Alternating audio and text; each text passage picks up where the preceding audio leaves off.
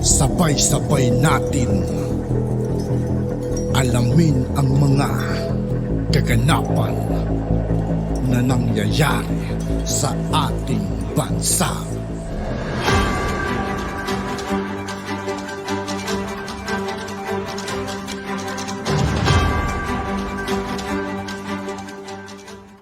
Yo, what's up mga kaibigan? This is I2K po again. Ngayon nandito naman ulit tayo sa channel ni Pinas News Insider. Dito naman ulit tayo magbibigay ng komento at reaksyon, kaya samahan nyo ako guys. Let's go!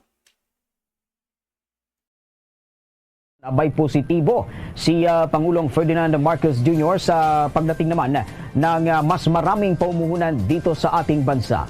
Pahayag ito ng presidente sa isinagawang paglulunsad nitong Philippine Domestic Submarine Cable Network o itong PDSCN na magpapabilis nga ng fiber internet dito sa Pilipinas.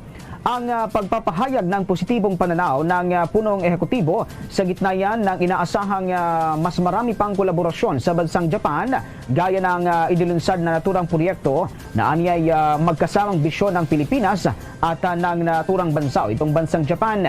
Ayon kay Pangulong Ferdinand Marcos Jr., ikatutuwa ng pamahalaan na makitang tuloy-tuloy itong mas marami pang mga investment na inaasahan nilang magkakatotoo sa hinaharap. Tinawag namang game changer ng Pangulo ang paglulunsad ng naturang proyekto na aniyay magpapaangat naman dito sa standing ng Pilipinas kung pag-uusapan ay internet interconnectivity lalo't ipinupursige ng kanyang administrasyon. Ito namang digital transformation. Kaugnay niya, narito ang naging bahagi ng mensahe ni Pangulong Ferdinand Marcos Jr. We are excited to see the many investments that will come to fruition in the near future. Yan ang bahagi ng pahayag ni Pangulong Ferdinand Marcos Jr. Samantala, sa iba pang balita, party list representative na si Franz Castro, tila nilaglag ang liderato at speaker na walang iba, kundi si Congressman Martin Romualdez na di umano'y isa sa nakikipagpulong para ipatanggal di umano sa kanyang pwesto ang Vice President na si Sara Duterte. Pero bago ang lahat, kung bago ka pa lamang sa aming channel, ay please huwag kalimutang i-like. Sa lahat ng hindi pa nakasubscribe mga kaibigan kay Pinas News Insider, mag-subscribe na po tayo at huwag nyo rin pong kalimutan mag-subscribe dito sa aking channel. Kang video at mag-subscribe at i-click ang notification bell para mas maging updated pa kayo lalo sa lahat pa ng bagong video na i-upload namin. At ito na nga mga kababayan, tila tunay nga ang kasabihan, walang usok na makikimkim, lalabas at lalabas ang totoo. Hindi man daw diretsahan, ngunit tila pinangalanan. Ito'y ayon sa marami sa ating mga kababayan dahil makikita di umano kung paano nilaglag ng House of Representative member na si Franz Castro, ang liderato at speaker na walang iba, kundi si Congressman Martin Romualdez na di umano'y isa sa nakikipagpulong para ipatanggal di umano sa kanyang pwesto si Vice President Sara Duterte. Nahuli nga di umano sa kanyang sariling bibig si ACT Teacher Party List Representative Franz Castro matapos ang national interview nito kung saan ay diretsahan di umano nitong sinabi na isang political leader at political party leader ang di umano'y nasa likod ng impeachment talk laban kay VP Sara. At tila napagtanto ng marami sa ating mga kababayan na ang dominante ngayon sa Kongreso ay ang political party kung saan pinamumunuan ni Congressman Martin Romualdez at mismo ang News 5 ang naglabas ng pruweba sa pamamagitan ng kanilang Facebook page. Media outlet na One News ang naging pahayag ni Castro patungkol sa mga kongresista at political leader ang nasa likod ng planong impeachment complaint laban di umano kay Vice President Sara Duterte. At bilang isang pruweba, inilabas mismo ng mga source ang kasalukuyan pa ring presidente or political party leader ng Lakas Christian Muslim Democrats or Lakas CMD, ang speaker na si Martin Romualdez. Sino pa nga daw ang nasa likod ng impeachment complaint ni VP Sara? Wala na daw ang iba, kundi ang mga nag-aambisyong pumalit sa pinakamataas na pwesto na pinag-aagawan ng mga politiko. Samantala, hindi naman mapigilan ng marami sa ating mga kababayan na magbigay ng kanilang hinaing at komento sa mundo ng social media. At ayon pa sa kanila, kung gusto nyo kasi, post na si Sara, kaya kayo, panik na kayo ng panik. Pag meron kayo nakikitang masipag magtrabaho. Castro, nabuking tuloy si Martin. Puro politika lang naman ang iniisip. Hindi naman nila iniisip ang totoong kailangan ng taong bayan. Kapangyarihan at impluensya lang naman ang hinahangad ng mga taong ayaw sa kapayapaan. Ayan, nabuking tuloy si Castro. Nilaglag niya ang kanyang amo. Basta't mga pansariling interes ang hinahangad, walang mabuting nangyayari dahil lalabas at lalabas ang katotohanan, kabutihan ng mananaig. Masyadong nagmamadali si Martin sa ambisyon niyang maging presidente. Wala pa naman siyang nagagawa sa bayan. Naging speaker lang. Kala na niya magiging presidente na siya agad. Alam naming taong bayan ang galawan ng mga politikong di mapagkakatiwalaan. Dapat lang suspindi na yang si Franz Castro dahil sa pagsabi niyang patalsikin si VP Sara sa kanyang pwesto. Nagisa sila sa sarili nilang mantika. Nagbumerang sa kanila ang paninira nila kay VP Inday. And go! Alam nyo mga Lods, buti pa si VP Inday Sara, no? Hindi siya nangingialam, di ba? At binabypass ang ating presidente. No? Kasi sa totoo lang, she is the Vice President of the Philippines, di ba? Pwede siyang sumalungat, pwede siyang mag-overpower, no, sa ating presidente kasi in the first place, second highest position siya, and at the same time, hindi natin maipagkakaila. There's an influence and power. Hello, biglang na yung lights. Diba? So, hindi natin maipagkakaila na there's power and influence sa pangalang Duterte. And I salute VP Inday Sara kasi diba, siya nga hindi nangingialam sa presidente. Siya nga hanggang ngayon sumusuporta at rumirespeto sa presidente natin sa kung ano man ang desisyon ng ating presidente sa bansa natin. Hindi katulad kila Romualdez, hindi katulad kila First Lady. Diba na? Grabe kung makapag-sulsul at makapag-manipulate no, sa ating presidente.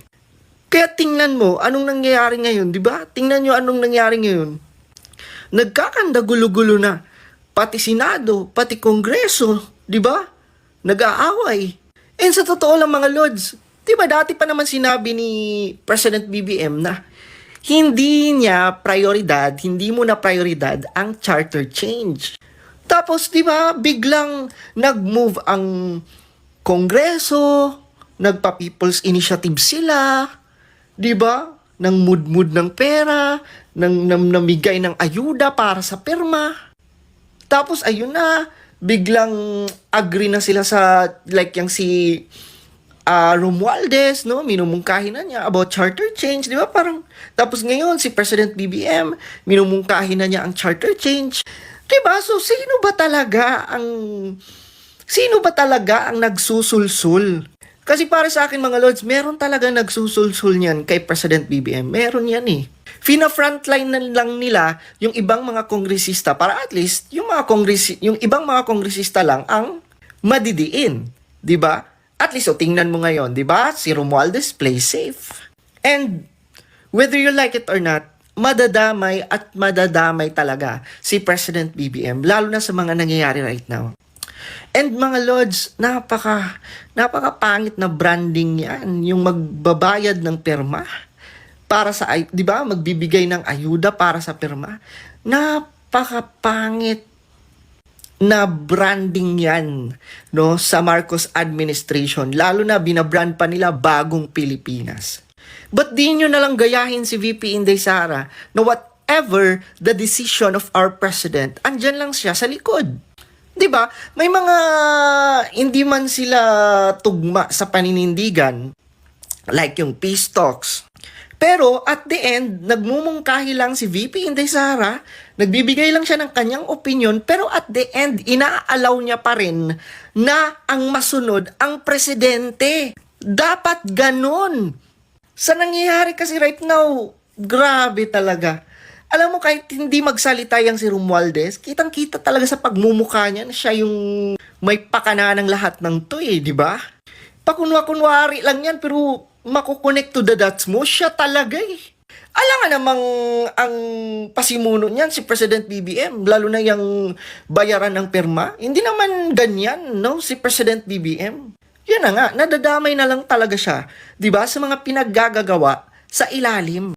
Ito mga lods ha, mahihirapan talaga, di ba, ang mga kalaban ng mga Duterte na pabagsakin sila. Sobrang mahihirapan sila kasi iba kasi yung impact at resulta na ibinigay ng mga Duterte sa Pilipinas. Pansinin nyo ngayon mga lods, di ba? As you see, kahit anuman, no? Kahit anuman ang mga issues na dumarating sa mga Duterte, the way sila magsalita, di ba? Kamakailan lang si Tatay Digong, di ba? So, matapang sila magsalita. Pero at the end, mahal pa rin sila ng tao. At the end, mas nangingibabaw pa rin yung mga magagandang nagawa ni Tatay Digong sa bansa natin. Or even Dutertes, pansinin nyo, di ba? Ang brand kasi ng mga Duterte, hindi yung typical na politiko. Di ba napapogi, tawag nito, kumbaga, pajaporms, no? Hindi kasi sila ganun eh. Dinadaan talaga nila ang constituents nila, no? Dinadaan talaga ng mga Duterte, 'di ba? Sa gawa at resulta. Pansinin niyo yung Davao. Best example ang Davao. Ang Davao ang napakagandang example sa napakagandang leadership at nagawa ng mga Duterte. And yun pa nga ang nagiging rason bakit one of the reason na nanalo, no, si Tatay Digong as president. Aminin na natin, malaki talaga ang impact ng ginawa nila sa Davao. Bakit hanggang ngayon, 'di ba, yung Duterte brand ay hindi talaga maalis-alis. Ikaw ba naman, 'di ba, insurgency free, safest city in the Philippines, one of the most progressive city in the Philippines, cleanest, as in cleanest city.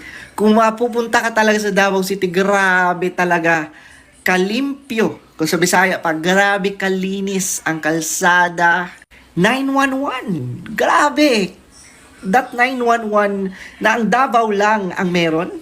Big deal yan ha. 911 international yan. Big deal talaga yan.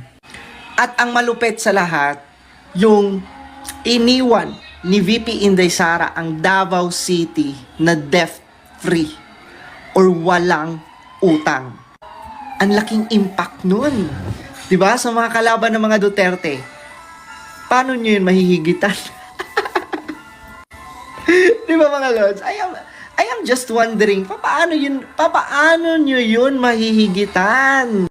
Kaya gets ko na talaga, sinisiraan nyo, mga Duterte, di ba? Kung ano-anong pinipikon nyo, no? Pinipikon nyo eh. Kasi alam nyo naman, pag napikon ang mga Duterte, kung ano-anong mga sinasabi, di ba? Sinasagad nyo.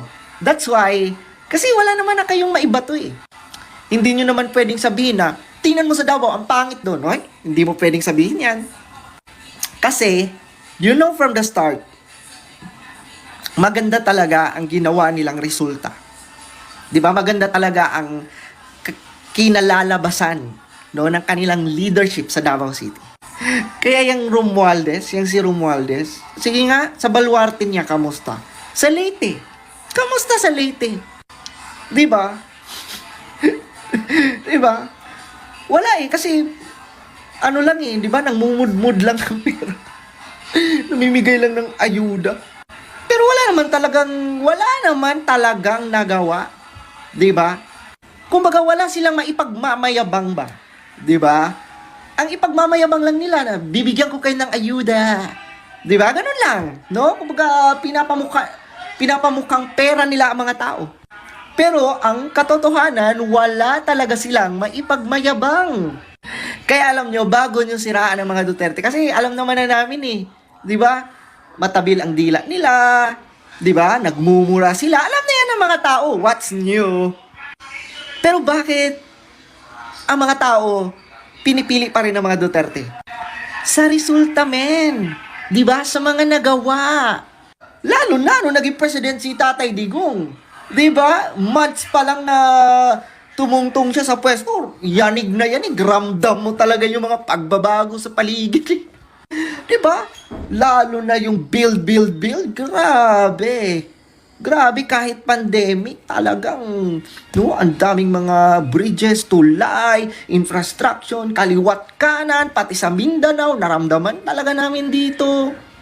Yung highway, pina-widening, di ba? Talagang ramdam mo talaga, di ba? Everywhere ang improvement at pagbabago. Kaya hindi nyo pwedeng linlangin ang mga tao kasi ramdam ng mga tao talaga Yung paglinis niya sa Manila Bay, 'di ba? Sa mga ilog sa Manila, sa Luzon, imaginein mo, Bisaya pa ang naglinis ng kalat ng Taga Luzon. Grabe, no? 'Di ba yung rehabilitation ng Boracay? Galing nun No? Pati mga senador nun bumatikos, bakit daw i-close ang Boracay? Bakit ganyan? Sayang daw ang businesses and everything. Pero one command ni Duterte, 'di ba? Linisin ang Boracay. 'Di ba? Talagang ni-rehabilitate ang Boracay. Di ngayon balik ganda ang Boracay. Mga malalaking negosyante na hindi nagbabayad ng bilyon-bilyon na tax. 'Di ba? Isang command lang tapos. At ito pa, yung tanimbala. Nalala niyo yung tanimbala, mga lods? Imaginin mo, one day lang, pag kinabukasan, wala ng tanimbala. Diba? Kaya niyo yun? Kaya niyo yun? Yung mga kalaban ng mga Duterte. Diba? Yang sila Romualdez, kaya nila yun? Naka! Wala naman silang ibang ginagawa, kundi puro papogi lang Ayuda dito, ayuda dun, pangmumud-mud. Diba? Parang aani naman, puro ayuda. Diba? Kaya sa mga gustong pabagsakin, no? And at the same time, gustong lagpasan ang mga Duterte, wag puro salita. 'Di ba? Wag puro salita. Gawa dapat, resulta dapat. At yun na nga mga kababayan, ano na ang masasabi mo? Kung mayroon kayong At yun nga po mga kaibigan, dito po nagtatapos ang ating reaction video. Muli ako po si I2K ng Sundalo ng Dunggalo. Maraming salamat sa patuloy na pagsuporta. Yeah, peace out.